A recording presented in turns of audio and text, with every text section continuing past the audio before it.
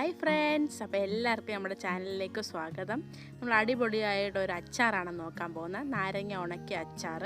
അപ്പോൾ വരൂ എങ്ങനെയാണെന്ന് നോക്കാം.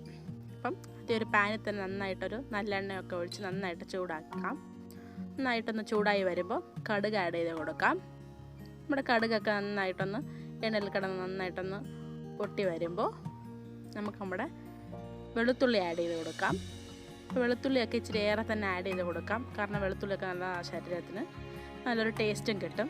അപ്പം വെളുത്തുള്ളിയൊക്കെ ഇച്ചിരി ഏറെ ആഡ് ചെയ്ത് കൊടുത്ത് നന്നായിട്ട് എണ്ണയിൽ കിടന്ന് മൂത്ത് വരട്ടെ.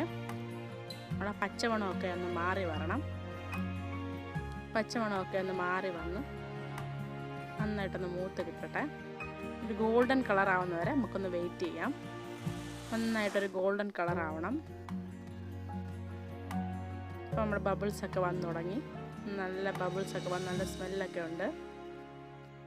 അപ്പോൾ ഏതാണ്ട് ബബിൾസൊക്കെ ഒന്ന് മാറി ഏതാണ്ട് ഗോൾഡൻ കളറായിട്ടുണ്ട്. അപ്പം നമ്മുടെ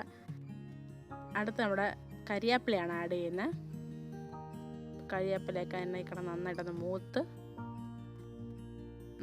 മൂത്ത് ഇളക്കി കൊടുക്കുമ്പോൾ അടുത്ത ഇൻഗ്രീഡിയൻ്റായ നമ്മുടെ മുളക് പൊടിയാണ് ആഡ് ചെയ്ത് കൊടുക്കുന്നത്.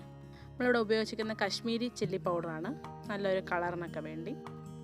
അത്യാവശ്യം ശരിയൊക്കെ ഉണ്ട്. എണ്ണയിൽ കിടന്ന് നന്നായിട്ടൊന്ന് മൂത്ത് പച്ചമണമൊക്കെ പോകുമ്പോൾ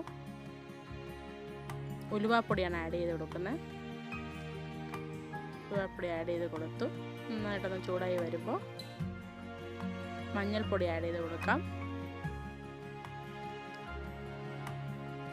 മസാലയൊക്കെ നന്നായിട്ടൊന്ന് ചെറുതായിട്ടൊന്ന് ചൂടായി വരുന്ന സമയത്ത് ഉപ്പ് ആഡ് ചെയ്ത് കൊടുക്കാം. അപ്പോൾ ആവശ്യത്തിനനുസരിച്ച് ഉപ്പ് ആഡ് ചെയ്ത് കൊടുക്കാം. നന്നായിട്ടൊരു ഇവിടെ സ്മെല്ലൊക്കെ മാറി മസാലയൊക്കെ ഒന്ന് ചെറുതായിട്ടൊന്ന് ചൂടായി തുടങ്ങിയിട്ടുണ്ട്. ബബിൾസൊക്കെ വരുന്നുണ്ട്. അപ്പോൾ നമ്മുടെ കായ ആഡ് ചെയ്ത് കൊടുക്കാം. കായപ്പൊടിയൊക്കെ ആഡ് ചെയ്ത് കൊടുത്ത് നന്നായിട്ടൊന്ന് ബബിൾസൊക്കെ വന്ന് തുടങ്ങി. അടുത്ത നമ്മുടെ വൈറ്റ് വിനീഗറാണ് ആഡ് ചെയ്ത് കൊടുക്കുന്നത്. പിന്നെ മെയിൻ ഇൻഗ്രീഡിയൻ്റായ നമ്മുടെ നാരങ്ങയാണ്, ഉണക്കിയ നാരങ്ങയാണ്.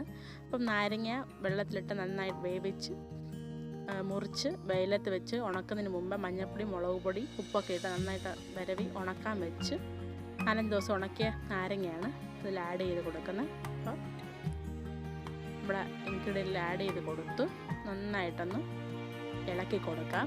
ഇളക്കി യോജിപ്പിക്കണം. നന്നായിട്ട് ഇളക്കി യോജിച്ചാലേ ആ ഓരോ പീസിലും ആ കറി പറ്റി നന്നായിരിക്കത്തുള്ളൂ. നന്നായിട്ടൊന്ന് ഇളക്കി കൊടുക്കാം. അപ്പോൾ ഈ അച്ചാർ നന്നായിട്ട് ഇളക്കി കൊടുത്ത് നമുക്കൊരു എയർടൈറ്റ് കണ്ടെയ്നറിൽ വെച്ച് ഉപയോഗിക്കുന്നതാണ്. 1 വർഷം വരെ ഇത് നന്നായിട്ട് ഒരു കേടില്ലാതെ